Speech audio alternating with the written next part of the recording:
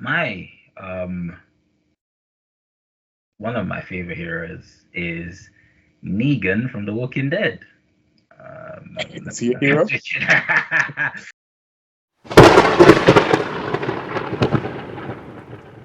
Hello, everyone. Welcome back.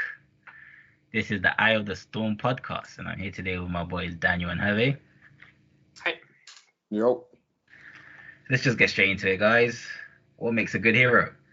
Wants to go first?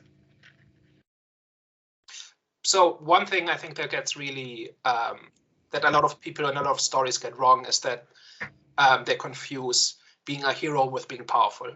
And I think actually the defining characteristic of a hero is that they have some kind of nobility, there's a noble aspect to their actions, and they're endangering themselves in order to do what they feel is right in a way that the audience can sympathize with. And I think where that falls down is when a hero is just presented as somebody who is good in a fight, as opposed to somebody who does dangerous things for the right reasons or risky things for the right reasons. Was I? That was just one aspect of it. Like there's many different aspects, right? There's classical heroes, there's underdogs, there's anti-heroes, all sorts of things, and there's also a difference between I think a hero and a protagonist. Yeah. Which is they're also not the same thing. Like I would argue that Thanos is the protagonist of the last two Avengers movies, but he's not the hero. Mm-hmm. For example. Yeah, any thoughts on that? Why do you think Thanos is the protagonist in the last two? Because he's trying to achieve something and the Avengers are trying to stop him. That's the definition of a protagonist and antagonist. And the story is framed as if he is on a hero's journey. It's just that his hero's journey involves killing half of all life in the galaxy. But that wouldn't make him a protagonist then, because still you associate a protagonist with a hero, and a hero generally is obviously a positive connotation. So it's like killing 500,000 people. Was it 500 or half the population? Half of all life. Killing half of the population isn't, Right, it's not heroic, but he in his story he's trying to achieve this, and that makes him the protagonist. Wait, what is the definition of protagonist? Because I thought we usually... The protagonist is who the story is about, and usually that means trying to achieve something, and the antagonist is the person who tries to stop them or who is in their way, and who has to be overcome in order for the protagonist to achieve their goals. And normally the protagonist is also the hero or a hero. Yeah. But it doesn't have to be. That's an interesting take. Mm-hmm. We could associate a protagonist with someone that's trying to kill everyone. Well, but he thinks he's achieving something great, right? Yeah. But in a lot of superhero stories, the villain tries to do something and the hero tries to stop them, but it's still told from the perspective of the heroes. Whereas I think in the Avengers movies, a lot of it is framed as if the story is about Thanos. But that's kind of a tangent. Like I'm just saying, like the main character of a story doesn't have to be heroic, but being heroic also means that you do something good, something constructive, something to help people or protect people. Okay, but cool. I get what you're saying. Sorry. But yeah, in terms of like on my side, what makes a good hero? I feel like you touched on sort of some good things there, Daniel, about like having to sort of make the noble decision and things like that, and sort of and of course sort of try to sort of have like the right morals and stuff like that, or whatever. But kind of similar to that, also like kind of segue to it, is that a good hero sort of has to have like challenges to them, because quite often, people bring up this whole like Mary Sue thing where they're brilliant at everything, they can do everything, they have no challenges or anything like that, and obviously that doesn't make the hero, quite interesting.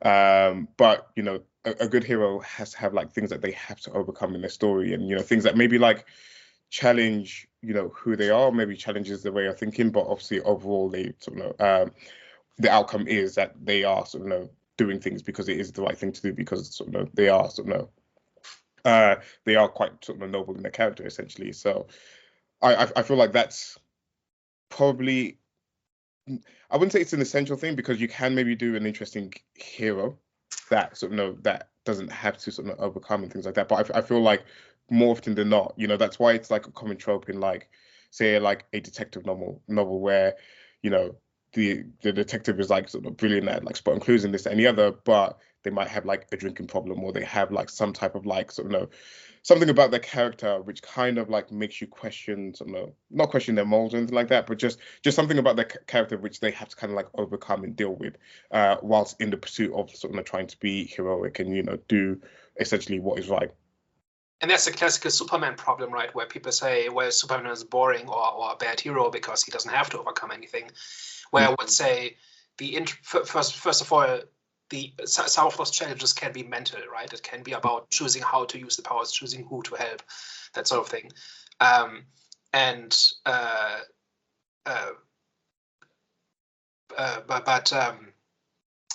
lost my thread there.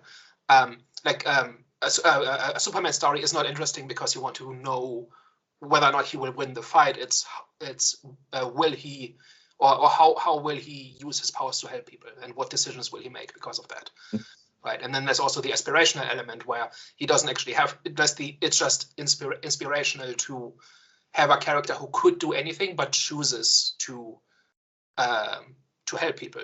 And I think that is what makes Batman a hero as well, because he could just sit in his mansion and party all day, but he chooses to put this burden on himself in order to help other people, right? It's not so much that he has big struggles to overcome, although in a good Batman story he will have those struggles, but it's also what he gives up in order to do that, because he thinks it's the right thing. So I think there's many different aspects to it, but it all kind of comes down to paying some kind of price in order to do the right thing. I think that's really what makes a classical hero, and there's many different ways of achieving that. Yeah, I think you summed up well there. The whole paying the price to do the right thing. I think that's the perfect way to sum it up. Jonathan? And while we're on Superman, actually, one thing I liked about the Captain Marvel movie is that the movie is not about whether she's strong enough to win the fight. The movie is about, can she figure out who she should trust and who she should fight, and will she make the right decision? Right? I didn't particularly like that movie, but that was one thing I thought that movie did really well. And I think they forgot that in every further appearance of that character. But in the first movie, I think that they did that quite well. That it wasn't like that there was actually a struggle, but it was an internal struggle as opposed to can she win the fight? Yeah.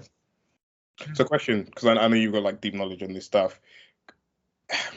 Is there an example of a hero that is maybe well received but hasn't had those struggles, or doesn't have like the physical or the mental or emotional struggles to kind of get through? I was like trying to think of an example of it, but off the top of my head I can't think of one exactly. Well, we had that in The Beekeeper, right, where he's clearly doing the right thing. He's going after bad people, but there's no struggle, no prize, no effort. He just walks in and kills all the bad people, and he never makes a mistake. He never has to make any tough choices. And it's not that that's necessarily technically wrong. It's just boring. Like there's not much going on there. And I watched John Wick the other day, and it's very similar when you just boil it down to its core elements. But there's a lot more going on there, and it's all internal, right? It's not about will John Wick survive the gunfight. It's just how much pain can he push himself through in order to achieve what he wants to achieve. So there has to be something going on there, and there has to be some kind of struggle, even if it's internal. Yeah. So I did think of John Wick as an example, but I didn't quite picture him as a hero or. Yeah, it's maybe like I bring up John Wick as in contrast to The Beekeeper. Right? Yeah. They're both revenge movies. They're both very violent. They're both hyper competent. John Wick also doesn't have a lot of setbacks. He genuinely walks in and wipes the floor with everybody. But there's more going on with him. Yeah. And he does go through a lot of like the action scenes as well. Like, you are seeing him. Yeah. And the action's more fun to watch as well, yes. Yeah, for sure. And he's like, he's either being shot or he's being like kicked down a set of stairs and things like that during the fight, which makes it like a little bit more interesting as well, for sure. Yeah. So, Jonathan, any thoughts on the topic? Yeah, I think what do you look for in a hero? I think for me, a good hero is someone who's ordinary. So it's not like someone, because generally, well, I think a lot of the times, a lot of heroes are presented to us as, you know, the clean cut looking Love Island, you know, aesthetic, and you know, just a lot of the time they present to us as, you know, perfection. And I think, well, not a lot of the times actually. I take that back. I do think, but you know, the major ones like the Supermans, for example, and the Batmans, and etc. etc. I think the good heroes are the ones that, you know, of course they have their imperfections, and yeah, they're just ordinary, and because you know you're always rooting for the ordinary because obviously it's a reflection of what society looks like. So, and I think a lot of the time people would love to see an ordinary guy. Like I think, like for example, you know, like Ant-Man, he was just like an ordinary guy. I think he was so successful as well because you know he just looks ordinary. You know what I'm saying, and even though it's pretty relatable.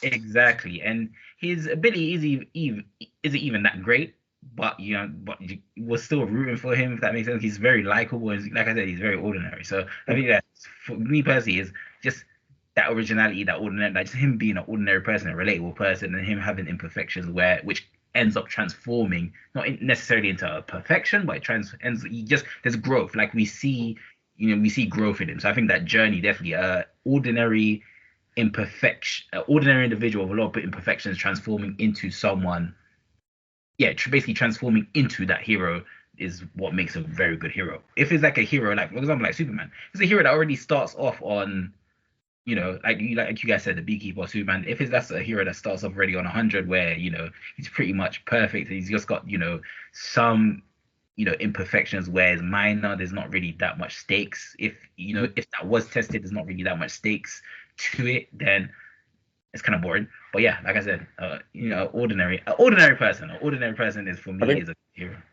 I think what's like quite interesting is just like seeing them go through the journey. So I know you mentioned like Superman there, and he like kind of like is like the perfect being or whatever. But you know, part of like the interest of the character is his origin story as well. Is him crash landing on Earth and like sort of, you know, kind of like self-discovering himself and discovering like that he isn't like everyone else, and like the kind of conflict that creates in his mind essentially. And I feel like that's why for a period of time, you know, you had all these like superhero movies coming with all like their origin stories, and I think we're probably in the period now where we're a little bit burnt out on, you know, the origin stories of superheroes, because I don't think that they've been done as well of recent times, or they're not sort of not as interesting as they used to be when you used to get like a sort of like an Iron Man 1 or something like the first Spider-Man and stuff like that. But there is like the beauty in seeing someone sort of kind of first discover themselves and then kind of go through that journey of like just kind of like self-discovery, learning about sort of their powers and sort of, you know, and then from there having the question of sort of, you know, what they should use their power for. Essentially, you know, with great power comes great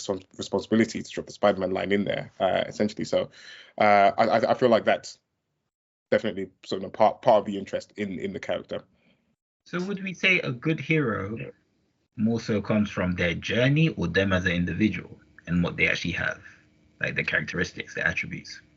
It's a mix of things. For me, it's a mix of things, because as a character, you have to be interesting, you have to be captivating, especially, you know, for the most part, the hero is the main person in the story, and, you know, we're going to spend What's more important, I should have asked, sorry, what's more important, would you say? Good question. What's more important? This I don't know what I'd offset. I think I would probably lean maybe like 60-40% for the character. So 60%, you know, the character. Again, like, you know, the reason that we love Iron Man is because Iron Man is like charismatic. He's like charming. He's like funny. He's witty. Like cracks bands and stuff like that. And he can be serious when he needs to be. And that's what captivates you. That's what keeps you engaged throughout the story whilst he's going through his journey, essentially. So for me, it would be weighted 60-40 in that favor. What about you, Daniel? I think it's all about what the character. It's kind of. I think those two actually kind of two sides of the same coin. Like they go on the journey because of who they are, and the journey informs who they become as a person, right? But my big thing is just I care more about who they are and why they do things as opposed to how powerful they are. That's I think. Like I don't really care about how powerful a character is as long as they use that power for something interesting or for interesting reasons. And that maybe comes down more to personality as opposed to the journey. Okay. Well, like in the later days of the MCU, they kind of had this where they just talked about how powerful their characters were. And I'm like, but you forgot to give them a personality and forgot to give them a reason for using their power. Yeah. And all the characters that we really care about, especially in superhero movies where power is kind of like high power is kind of the baseline, where everybody has superhuman abilities, is how they got their powers and what they do with those powers and why, right? And I think in order to have an interesting character like a superhero where it's a given that they're powerful, you have to give them those things. And if you forget to do that, then you can easily get somebody who looks a lot more like a villain or at least a bully. Okay. So who would you guys say is, I'm not going to say your favorite, but one of your favorite heroes? So I think the most noble and heroic character in all of fiction is a really tall order, but Daniel Jackson from Stargate, he's arguably the protagonist of the Stargate universe. And he's basically just some guy whose defining character trait is that he knows what the right thing to do is, and he will just not give up until he's done it. Including like picking fights with actual gods and people who are vastly more powerful than him, because there's no alternative to doing the right thing.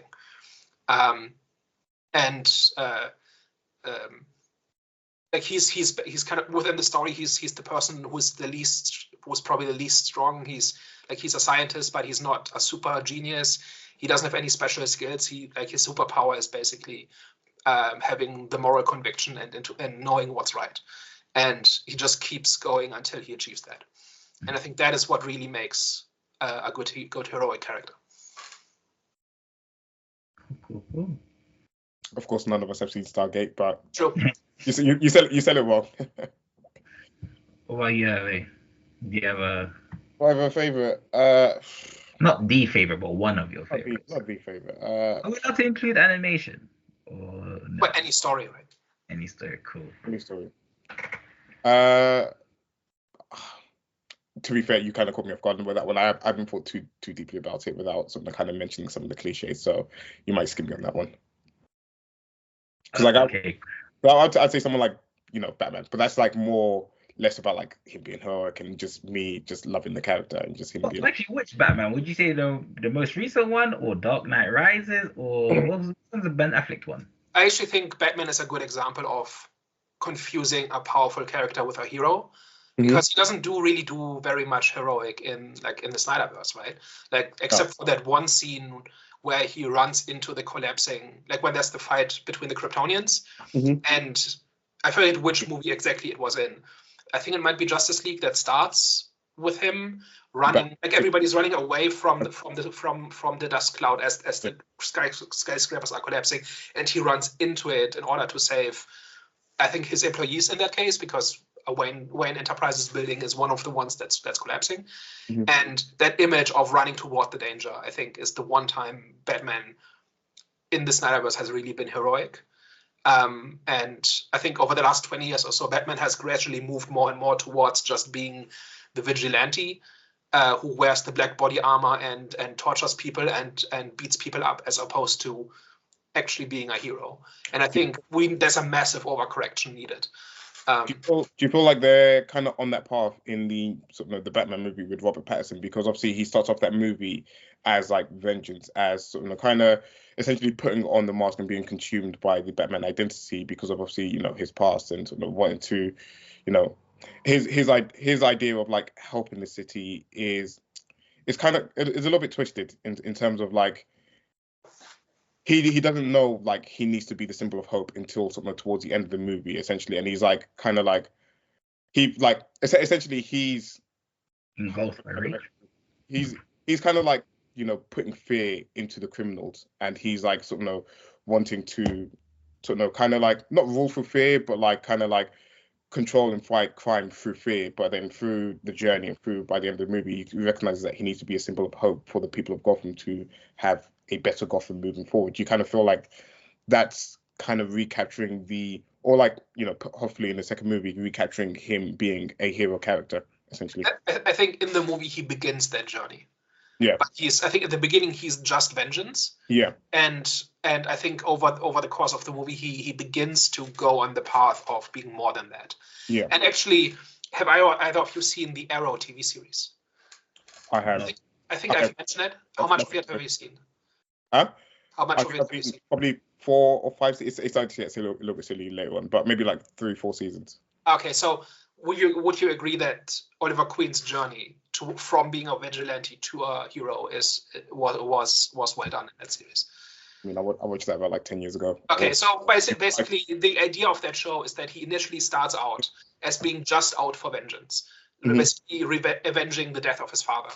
And then over the course of multiple seasons, he starts becoming more and more heroic because he realizes that in order to fulfill his mission of saving a city, it's not good enough to just kill the bad people. He also has to be a symbol for hope and inspire the good in people. And at the end of every season, he essentially changes his identity. He starts out as just the vigilante, and at the end of season 4, maybe he's the Arrow. I think they never really call him Green Arrow, but the Arrow. And there's a couple of steps in between, and every season he gets a little bit more heroic. And that's basically the point of that entire show. Yeah. So I think that's a really, really classic example of how somebody starts out as just somebody who is violent and tries to do the right thing, but through violence, as opposed to being a hero. Oh. Negan from The Walking Dead. Is he a hero? I'm joking. But you know what? He does turn into a protagonist. I don't know if you guys have been keeping up with The Walking Dead, but he ends up turning into a protagonist after is it Grimes? After Rick pretty much spares his life. So I actually like that Negan. It's very hard, and I've never thought I would actually end up liking his character, but I really do like his character. So I could actually add in Negan. Maybe I did Negan. I'd say probably Negan is one of my favorite heroes because someone who was so hardened in the heart, you know what I'm saying, ends up he ends up seeking forgiveness, and the way he seeks forgiveness is not by pouting and just crying all the time. Actually, he does it through work. See what I'm saying? He saves Maggie's life even though he battered her girlfriend, his boyfriend, with a freaking bat, which was one of the most scarring scenes in zombie film TV history. But yeah, he actually his works. He works hard to try make amends. Even though he can never make amends, he tries at least, and he becomes a very likable character. So so Negan, shout out to you. Is that the same as being a hero? Sorry? Is that the same as being a hero? Isn't it? Can't you become from a villain to a hero? Yeah, but does he get that far?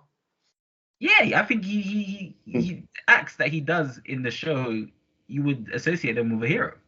He risks his life. Sorry? I was gonna say, because you said that he saved Maggie's character, but was he like putting himself like at danger to risk to save her life? Yeah. So even when his girlfriend was pregnant and he knew there was a decision, I forgot the decision I made, but there was a decision where he had to go into a community. I think he had to go into a community knowing that he could be killed, and obviously his wife was telling him, girlfriend was telling him not to because she was pregnant as well. He said he has to do or something like that. So yeah, there'd be times where he put his life on the line, which makes sense because he's kind of trying to make amends for his sins. But still, yeah, it's a bit of a redemption story, almost like Jaime from Game of Thrones until the writers in season 8 completely threw it in the garbage. But yeah, so can we say people who were characters who started off as villains, right, commit heinous crimes and go through a period where they're trying to pretty much redeem themselves, a redemption story. Can they now be classified as a hero? Would you say it's fair? Well, you can't say it's justified, but would you say it's fair? Could you classify those guys as, can they redeem themselves pretty much? I think it comes down to whether or not they actually regret what they did and really are actively trying to fix what they've done as far as they can, even if it comes at big cost to them. Like that's where we come back to doing the right thing at cost to yourself. Like if a character has done evil things in the past and then spends a lot of their time and effort to fix those things when they could do anything else, or if circumstances don't force them to do that, then I would say that's at least being on the path to being a hero.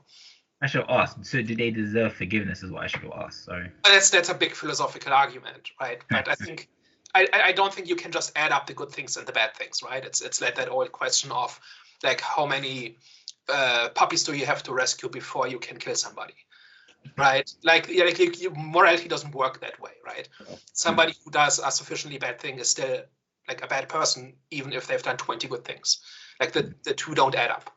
It's like the whole I think that's also where a lot of redemption stories go bad in fiction, where they say, like, where the writers basically say, well, this person has had a change of heart and therefore they're a good person now. But actually, in a good redemption story, like the specter of past crime still lingers over that character and informs what they do. So you don't like the crossover? Sorry? So do you like crossovers from when a villain is trying to turn into a hero now? Well, sometimes it's I think most of the time it's done poorly because it kind of relies on people forgetting or just hand waving away the bad things. When I think it really comes down to what that character is doing and why.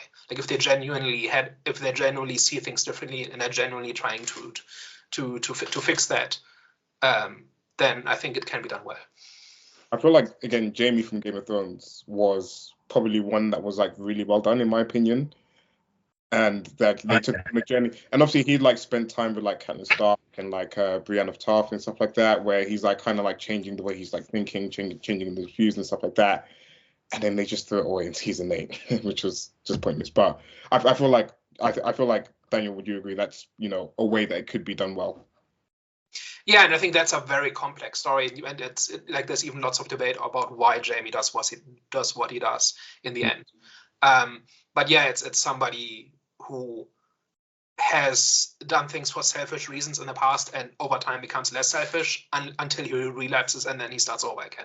Right? Yeah. It's a very complex thing, and you can't say, okay, up until this point in the story, he's a villain, and then from here on, he's a hero. It's a very complex path, and I think a person can. Like that's kind of part of the point of the story, that you can't neatly divide people into good and bad, right? Like bad people get sometimes do good things and vice versa. But I think he never sufficiently overcomes his past mistakes because they're just not fixable in many cases.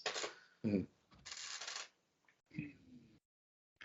Okay, guys. Well, I had one question, but I don't know how to articulate it properly for you. Okay, let me try. Is there anything new you would like to see from a hero? Because I feel like a lot of the heroes, is I wouldn't say there is a typical storyline, but there's a lot of similarities in their storylines, right? So a lot of times, we'll see the same things. Well, we'll see similar journeys, if that makes sense. I'm saying fragments of similar journeys. So is there anything new you would like to see your hero go through or experience? I feel like there needs to be more of a moral gray area in the sort of some of the heroes' like decision making, where they maybe have to do something that's slightly wrong, but they're doing it for the right reason. I'm trying to think of like maybe like an example of it. Like, and I don't know whether you call, because obviously Jonathan, you've seen Blue Eye Samurai, and Daniel, are you okay with spoilers for that? I am. Go ahead. Okay. So there's a scenario where she's in the brothel, and the brothel owner has like this young girl that she's taken in, but then has been like sort of taken back by the sort of gang leader or whatever, like that sort of runs the village that they're in, and so sort of like the brothel sort of owner is like, oh, I need you to take care of this problem for me.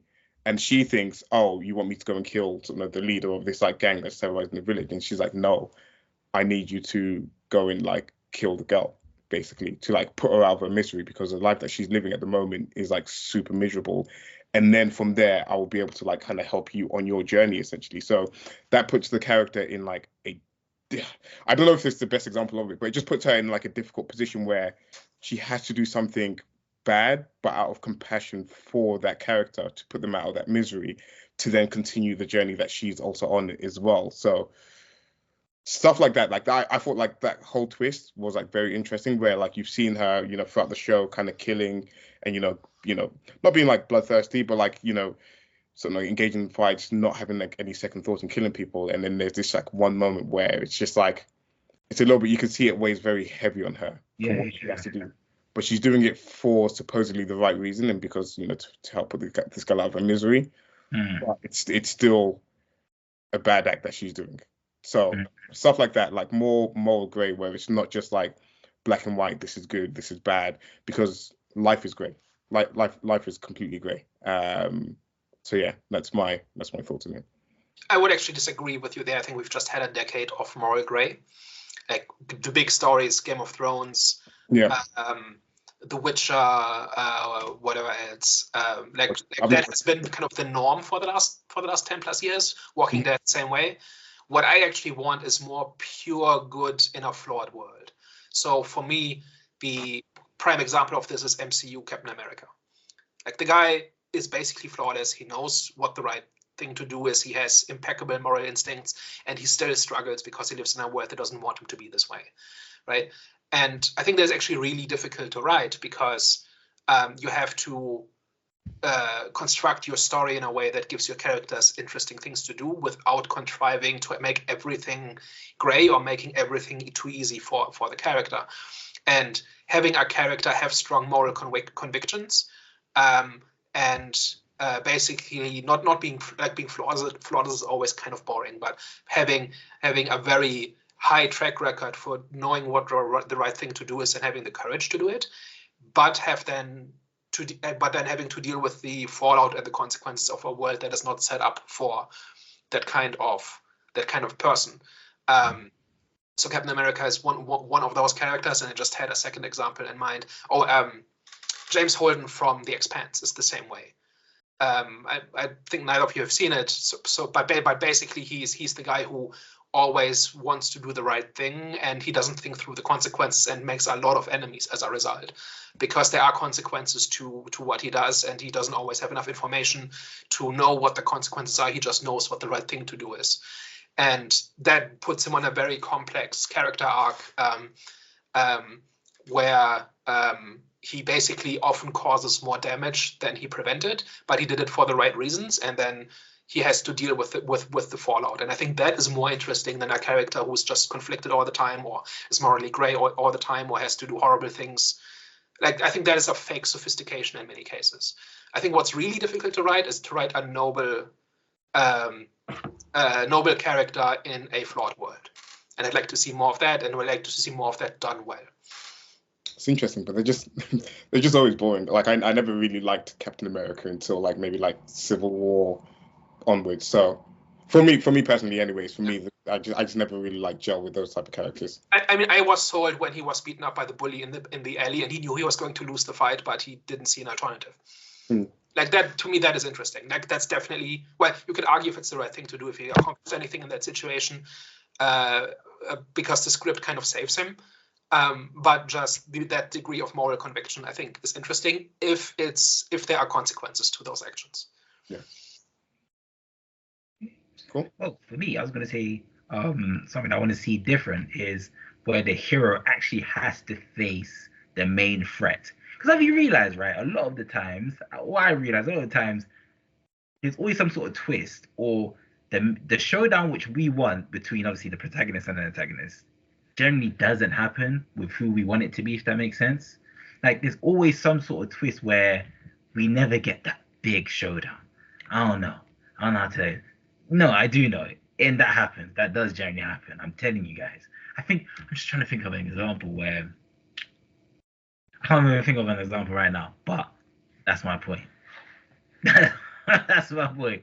I feel like again, because I think we've mentioned Game of Thrones a few times. It's like the whole the Night King not fighting Jon Snow, even though it's predictable and whatever. It's like people wanted to see it. People wanted to see that action scene, and it was a bit underwhelming him being killed by Arya Stark from flying through a bunch of zombies. So stuff like that. Yeah, there's the whole thing about whether or not it's a good thing that the character who's all about trauma and loss is the hero by being good at killing in the end. But that's a different topic. One more. It's the Zack Snyder cut, and there's a lack of heroes in those movies as well. Yes, lots of powerful people, not many heroes. Okay. Oh wow. You don't think so? Not really, no. I mean, yes, I think so, and I don't think there's a lot of heroic stuff going on in those movies. Okay. And I think that is a big reason why those movies were so widely rejected by the audience. wait, why do you think that there wasn't like a lot of hero acts? What heroic things do they do other than fight the bad guy? I mean, they did save the people in the city when they were fighting in the city, when they put the people in the bathtub and then they had to like speed them out of the city. That's one thing. Yeah. But the movie is not predicated on like No. those movies are made by somebody who thinks that being a hero is stupid. Right? That Zack Snyder is on record as that being his position. And like that's not a good starting point. No. And I think he very much mistakes being powerful for being heroic. Or when he is tasked to write heroes, he just writes powerful people. Yeah, it's not that thing. So I'm like, as you said, I'm like going through it, and I'm like, there really isn't. Yeah. I mean, they do a couple of things. You mentioned an example, right? And we talked earlier about that scene where Bruce Wayne runs towards the danger into the dust cloud. Yeah. But I look back, like many of those seem kind of obligatory. Like that's what you're supposed to put in a superhero movie. But whoever wrote that didn't seem to have a lot of intention for why that's in that movie. Yeah, I agree. So the other example I'm thinking of is when Superman has to kill General Zod and he's like trying to aim his beam at the family and he's like trying to stop him, and it's just like again, it seems like I've not watched that movie in a while, even though I do. I'm actually more positive on that scene than most people because I think that's an inexperienced hero being put into a dilemma by the villain and him choosing the lesser evil.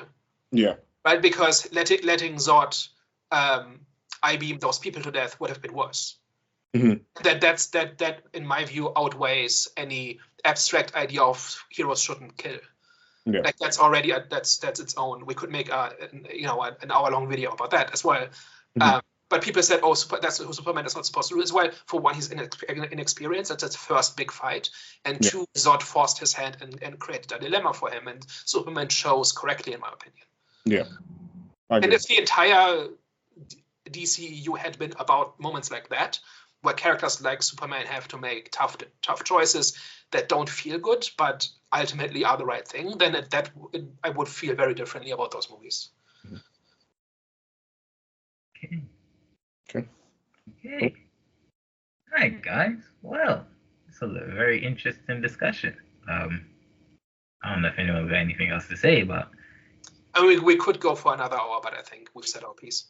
All right. Well, guys, thank you for tuning into today's episodes. Let us know what you think. What makes a good hero?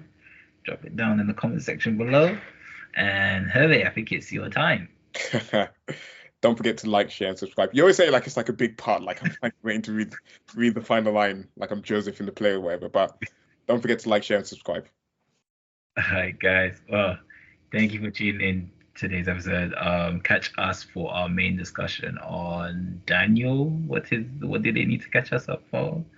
Shogun. It's the new show Shogun. Yes, Shogun. Catch us next for Shogun. All right, guys. Thank you very much, and we will see you next week. Bye bye. Ciao.